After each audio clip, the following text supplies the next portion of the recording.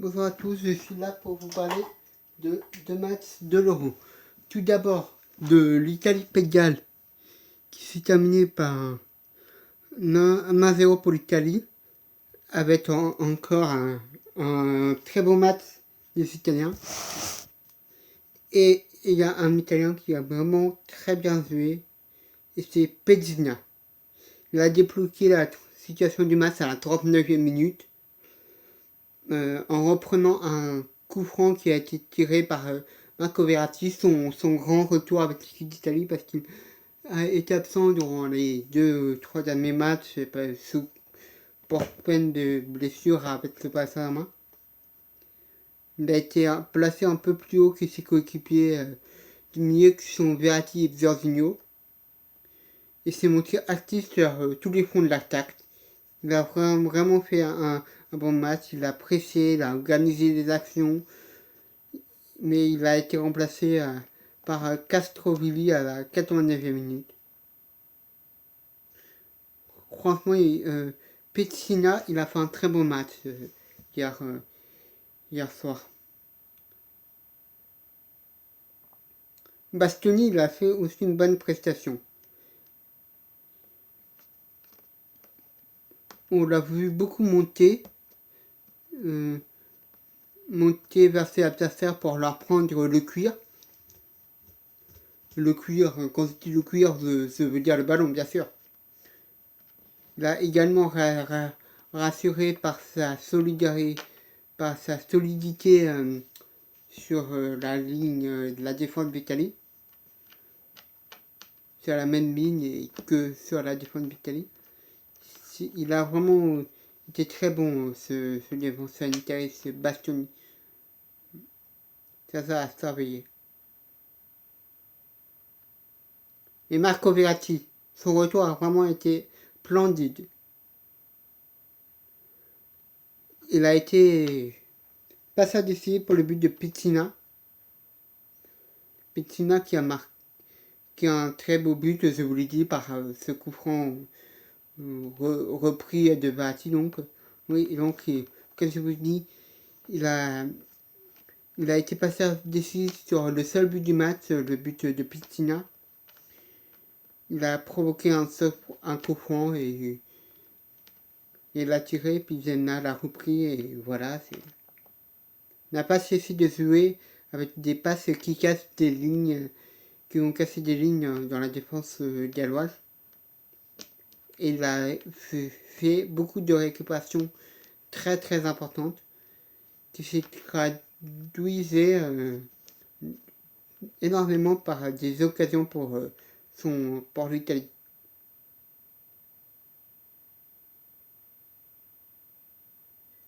L'attaque de l'Italie a peut-être été moins bonne, mais Federico Chiesa, il a été intenable sur son côté. Il a fait des débordements et des incursions dans la surface.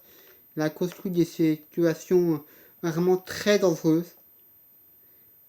Il a été l'un des Italiens les plus intéressants et les plus dangereux. Mais il n'a pas réussi tout ce qu'il a entrepris, c'est dommage pour lui. Mais il a été tout de même très très bon hier. C'était l'un des meilleurs joueurs italiens sur le terrain. Et Federico Bernardeschi, là, il a aussi été un très bon joueur. Il a été aussi un très bon milieu. Il n'a pas fait de grandes différences, mais il s'est créé des occasions comme un poteau lointain qui est parti sur comme un coup franc lointain, excusez-moi, qui est parti sur le poteau du gardien gallois, Ward. Et il a permis l'expulsion de Apadou en subissant un tacle sur son tibia. Mais a fait une prestation vraiment très correcte, Bernardeschi. Il a été remplacé par Raspadori à la 75e minute. Franchement, le milieu de la Juve a été très bon.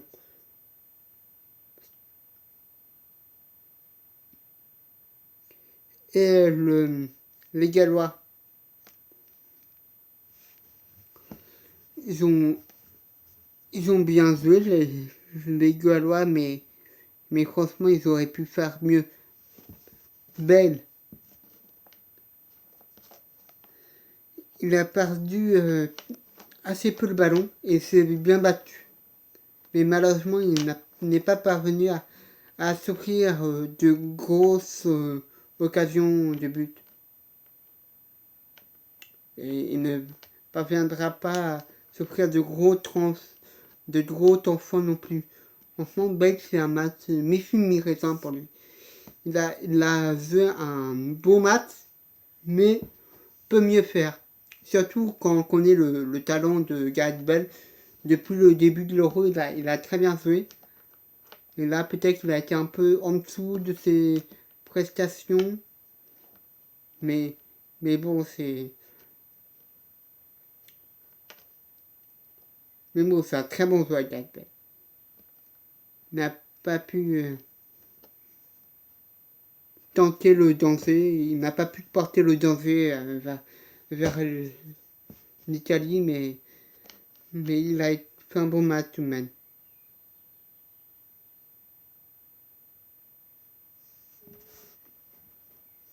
Et Tyler Roberts, il a aussi fait un beau match, Roberts.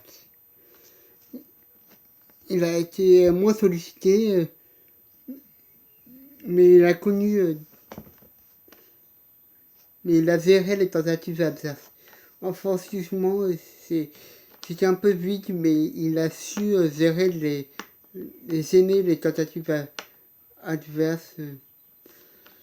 Mais en fait, offensivement, c'était un peu vide, mais pour à peu près toute l'équipe des Pays de Galles, offensivement, ils n'ont pas été trop offensifs. Et un autre joueur gallois m'a un peu déçu, qui a fait un très bon début d'Euro, mais sur ce coup-là, il m'a un peu déçu. Aaron Ramsey. Là, il fait des choses, mais il a perdu pas mal de ballons dans ce match. C'est dommage, il a perdu beaucoup de duels. Il n'est pas arrivé à se mettre en évidence offensivement. Ça, c'est dommage. Il a joué très mal à un ballon raté que lui a fait à Serbie. Qu'a fait à Serbie. Ouais, c'était une prestation assez mauvaise du joueur de la Juventus Turin. Ouais. Donc, les Italiens ont assez bien joué, les Gallois ont su un peu donner le soc, mais offensivement, c'était pas vraiment ça, quoi. Maintenant, je vais vous parler de l'autre match de la soirée, du match Suisse-Turquie 3-1 pour la Suisse. Et donc, la Turquie m'a encore une fois déçu. Très mauvais Euro de la part de la Turquie. Mais je vais vous en parler maintenant. Donc, la Turquie m'a encore déçu. Ils ont marqué, c'est au moins ça. Bravo à la Turquie, ils ont réussi à marquer un but dans 7 euros. Bravo, je vous félicite les Turcs. Mais la Suisse en a mis 3. C'est le problème. Voilà. Et l'homme du match a été bien sûr Suisse. Et c'est un peu le meilleur joueur suisse depuis des années. Xherdan Shaqiri. Il a été très bon dans tous les... Il a été bon dans tous les beaucoup. Il a été considéré comme un des principaux, si ce n'est le principal artisan de la défaite turque hier soir. Ces percussions du mal ont fait vraiment du mal. Ces percussions de balles ont vraiment fait du mal aux Turcs. Et ces déplacements dans les espaces ont causé vraiment de très grands problèmes à la Turquie. Il a inscrit un but à la 26e minute qui est un magnifique enroulé du roi qui... franchement, ce but, il était vraiment beau. Mais c'était son meilleur pied. Mais c'était tout bonnement un bisou. Il aurait pu inscrire un autre but plus tard, mais l'action...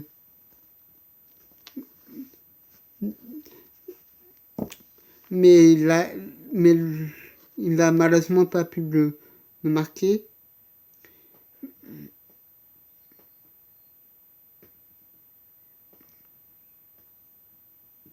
Mais il a fait une superbe reprise et qui a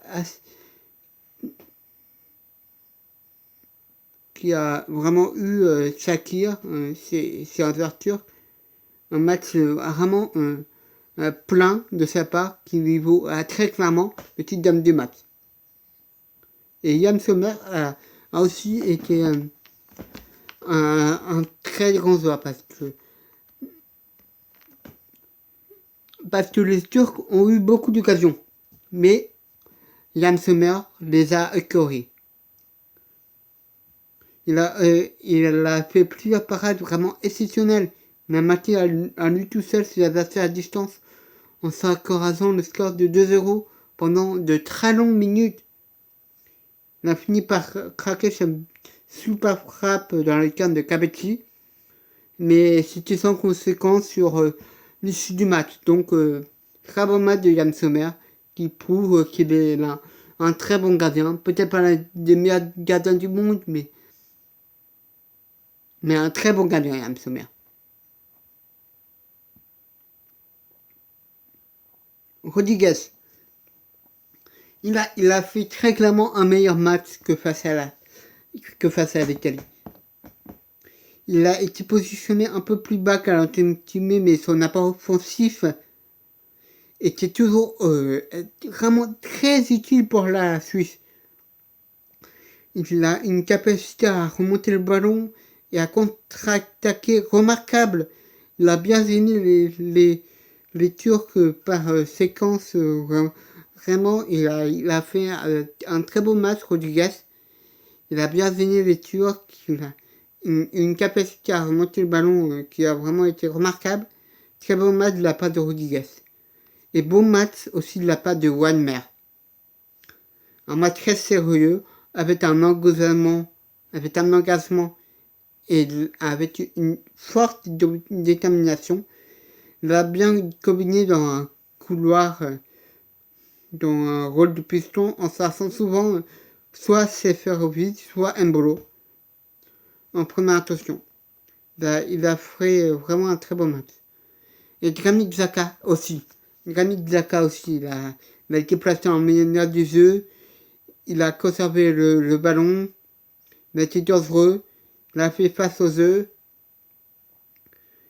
Il aurait mérité un meilleur sort sur une ou deux frappes au 18 mètres, mais il en a malheureusement pas mis. Mais vraiment, Granit Xhaka, très bon match de sa part. Un des meilleurs joueurs suisses. Franchement, les Suisses, je vous le dis, ils ont fait un très très bon match. Et il y a vraiment peu de Suisses qui ont mal joué. Mais pas du tout de Suisses. Mais par contre, les Turcs, ils ont peut-être mieux joué que face au Pays de Galles ou face à l'Italie, mais ils ont mal joué. Très clairement, ils ont mal joué. Par exemple, Burak Yilmaz. Il a mal joué. Il a eu très peu d'occasions. Il s'est pris à une très bonne charnière turque. Il a des qualités dingues, ce joueur. Comme on l'a vu cette saison en Ligue 1. Mais durant cet Euro, on l'a très clairement pas vu. C'est un des joueurs qui m'a le plus déçu en ce début d'Euro. Très clairement, Burak Yilmaz, il a fait un très très mauvais Euro. Voilà. Et il y a d'autres joueurs aussi qui ont mal joué hier. Suunsu, il a un peu s'ennager, mais il n'a pas pu empêcher le naufrage de ses coéquipiers. Il a eu quelques bonnes interventions. Il a fait un beau match, mais franchement, comme je vous l'ai dit déjà face au Pays de Galles, un joueur ne peut pas faire gagner son équipe à lui tout seul.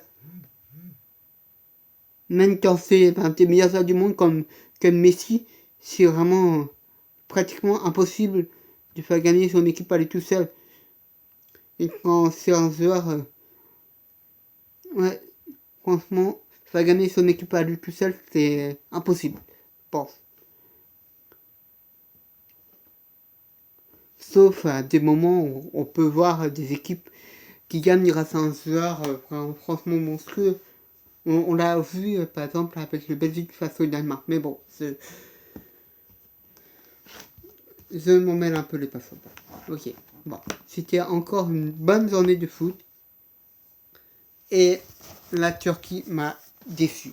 Très clairement, elle m'a déçu en cette fin d'Euro de leur part. Voilà. Très mauvais Euro de la part de la Turquie. Voilà. Mais l'Italie, franchement, il continue de plus en plus à me surprendre. Allez, ciao, hasta la vista. On se revoit demain pour une nouvelle review des matchs. Il y aura 4. Je parlerai de 4 matchs demain parce qu'il y a 4 matchs aujourd'hui. Bon, allez, ciao, hasta la vista.